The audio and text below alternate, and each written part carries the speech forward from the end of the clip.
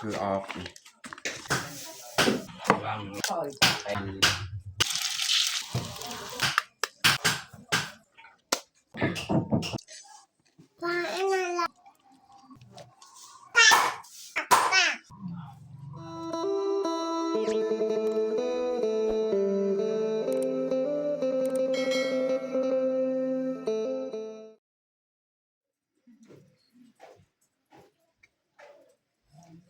กับสบายดีเบิร์ดสู่ครูสู่คนยินดีต้อนรับเข้าสู่ซองน้องมุกดาสำหรับมื้อนี้ค่อยกับ่ได้พาพวกเขาให้เขาสวนมีแต่ทุกคนติดตามเบิ่งติดตามชมว่าภายในเฮือนและในบ้านว่าเฮาสิเฮ็ดหยังแดน้องมุกดาก็อยากฝากให้ทุกคนช่วยให้กำลังใจซองน้องมุกดาอยากให้กดไลค์กดแชร์และกดติดตามเพื่อให้น้องมุกดาได้เฮ็ดคลิปต่อไปโอเคมีแต่ทุกคนติดตามเบิ่งติดตามชมกับพวกเฮาได้ยาวๆเลยตอนนี้เราจะมายัดถั่วที่แห้งแล้วจะมายัดใส่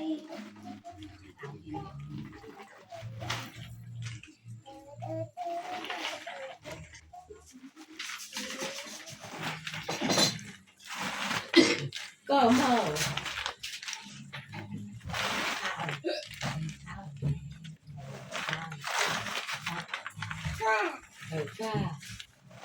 เขายัดก็เรียบร้อยไม่แต่เราจะ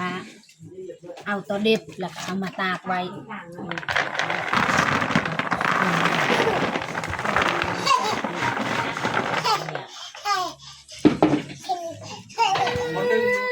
เขาจะเลือกมาแกเขาปะไว้ตรงนี้แล้วก็มากอ้อนเขาจะปะไว้ในถ้วยเลย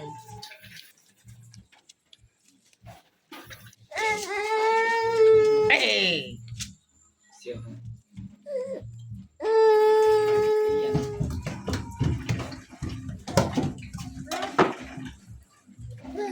โอ้ยไอ้น้ำบุดเราจะเก็บมีดพาอันนี้แหละที่มาตากบดินใส่กระดงเด็กดังอมเด็กดัง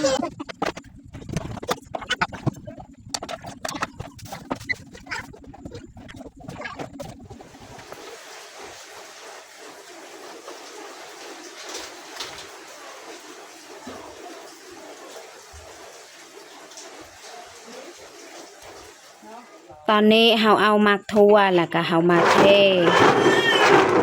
นี่เฮาจะมาตากบอนทิงเพราะว่าช่วงนี้ก็เป็นช่วงฤดูฝนเฮาจะตากบอนทิงเลย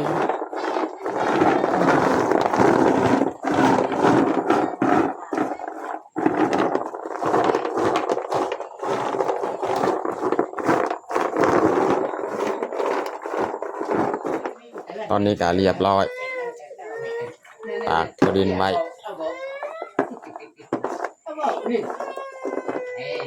บอกว่าข้าวคือกันเนาะข้าวเปลือกเขาก็ตากบอนนี่แหละถ้าว่าช่วงยามฝนแบบนี้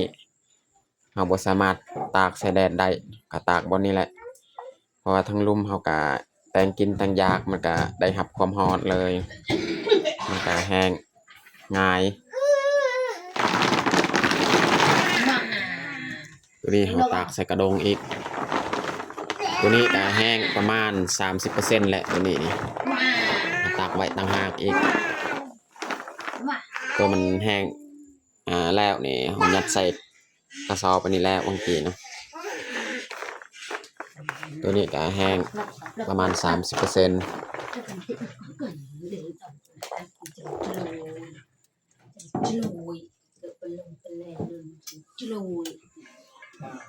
หลังจากเขาตากมักทั่วดินก็แล้วเขาก็จะเอากระทงนี่เขาจะมาเย็บเพื่อเวลาเขาไปให้ไปนานสบายเขายัดเครื่องทองเขาจะมาเย็บเลย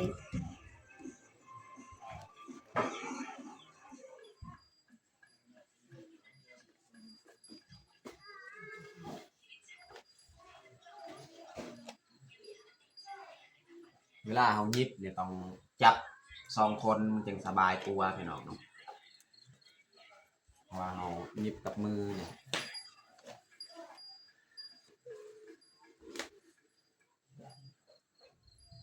เอาเฮ็ดกระทง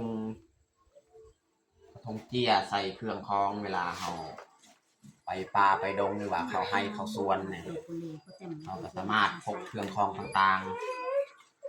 ใส่กระทงแบบนี้แหละมันง่ายกว่าอันนี้กระทงตัวเก่านี่กระเบายืงเคยใส่เวลาไปใส่กับดักเป็นยังนี่ใส่ตรงนี้แหละ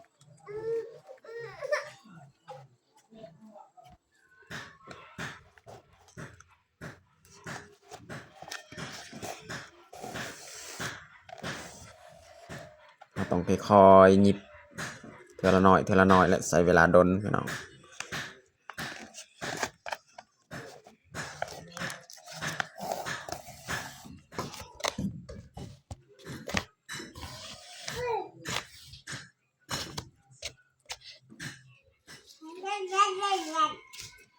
ตอนนี้การลังจากเขาหยิบตัวนี้แล้วเขาก็เอานี่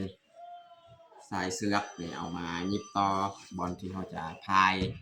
จะเจียนะพี่น้องเนาะหยิบใส่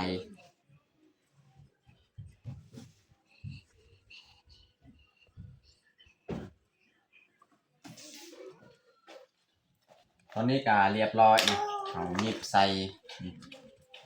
สายของมันบริหารสีเอาเสือกนะพี่น้องเนาะเสือกเขาซอดเข้าบอลนี้แหละเพื่อสบายเวลาเขาใส่เครื่องเขาก็จะมัดไว้เสือกอันนี้โคมเข้ากัน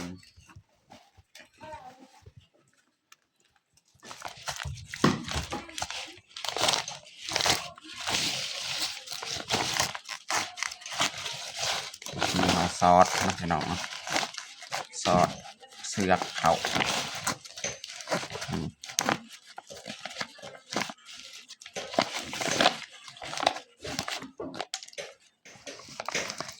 นี่ก็ดึงออกเลยเสือกถ้าว่าเวลาเขาใส่เครื่องเขาก็พูดเสือกแบบนี้ไว้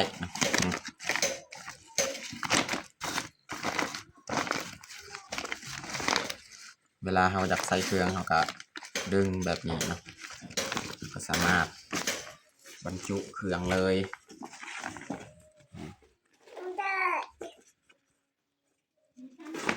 ต้องส้นที่เขาจะมัดไว้บ่ให้มันหลุด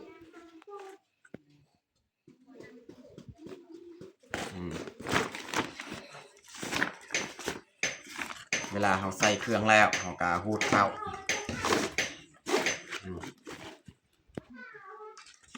เวลาเขายัดคือออกเรียบร้อยเนาะก็สามารถ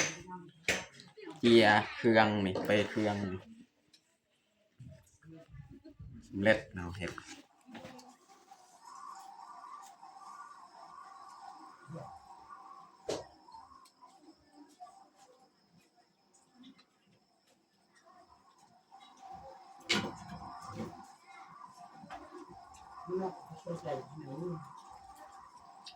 อั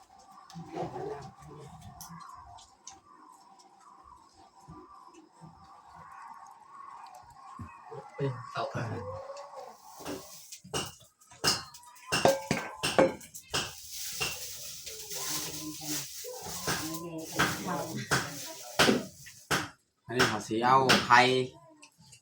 มาทอด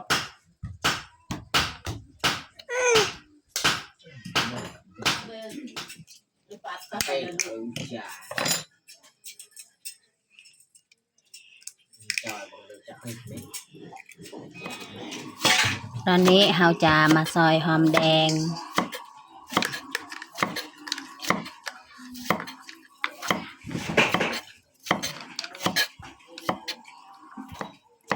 แล้วเราจะมาซอยผักเทียม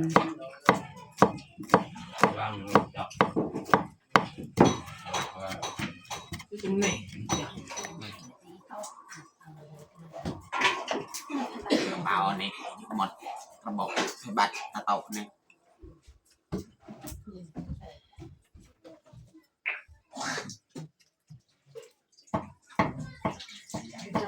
ตัว ก็ด้วยเรียนในบางทีตาบอดดูมาเพื่อจากการวิจัย ผักมะแตงสิตำมะแตงอีกไม่ได้เขาจะมาปรุงเลยพี่น้องเนาะใส่กระเทียมหอมแดงซอยไว้เรียบร้อยเนาะ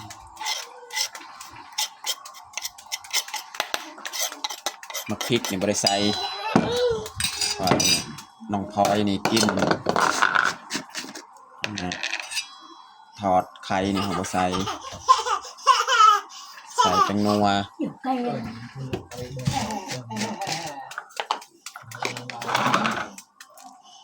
ใส่เกลือเรียบร้อย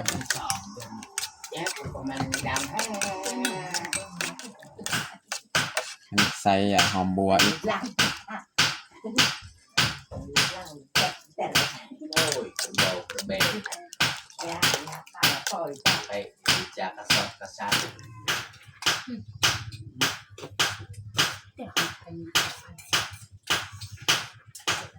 ไม่ได้หอมสีมันทอดเลย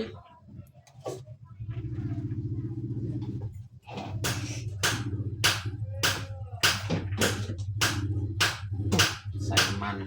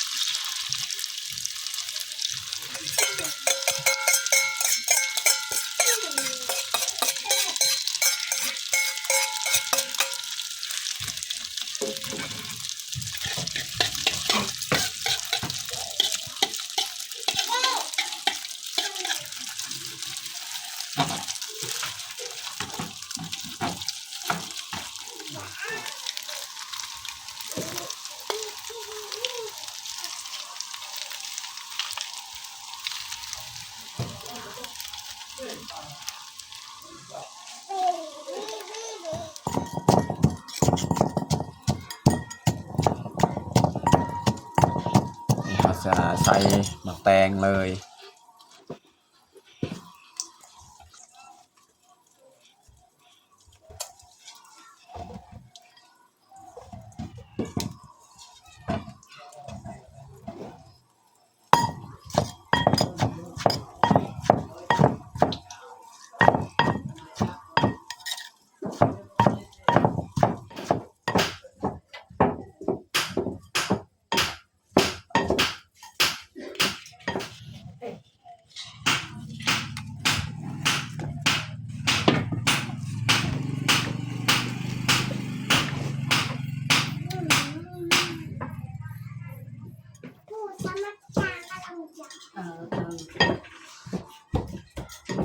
เลยเรากับอีก ยาย เล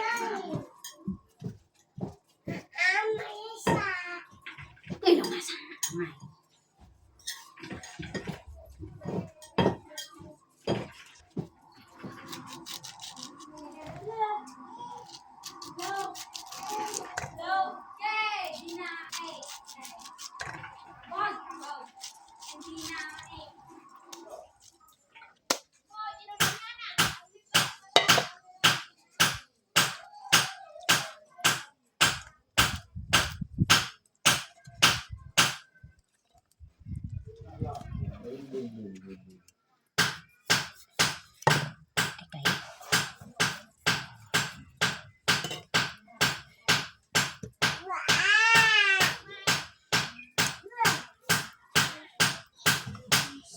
เขาจะใส่มะนาว2 เปียง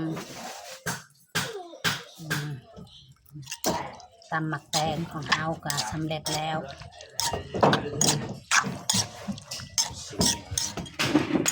จะเทใส่ถ้วยเลย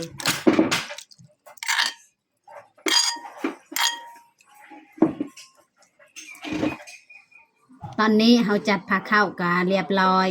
อันนี้ก็คือตำหมักแตง จะมีหมักนัดแล้วก็ทอดไข่ ดอกเข้าไป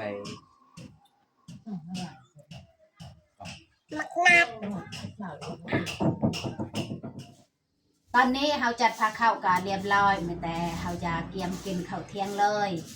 เอามาเด้อพี่น้องมากินข้าวเที่ยงน้ำกันเอาน้ำพ่อย พ่อเอิ้นลุงปามกินข้าว เอามาเด้อมากินข้าวเที่ยงนำกัน เออมาทุกคนกินข้าวเที่ยงน้ำกันกิน น้ำแพงกิน น้องแพงกินบ่ไข่บ่น้องแพงเอาไข่นี่บ่ได้ใส่พริกใส่แต่หอมแดงหอมบัวกระเทียมแล้วก็เกลือเป็นนัวนะ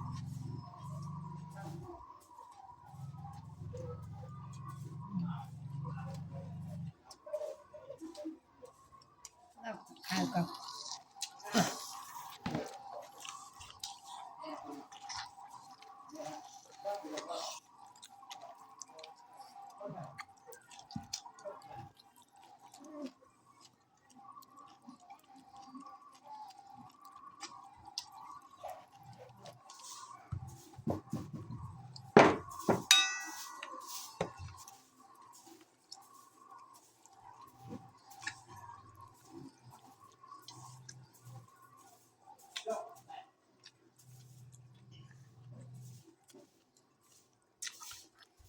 กินน้องแพงเอากินข้าว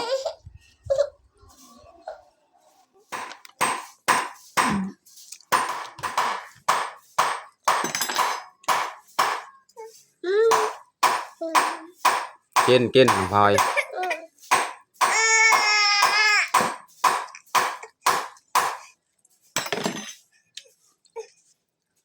นั่งดีๆนั่งดีๆน้องพลอยนั่งงามๆ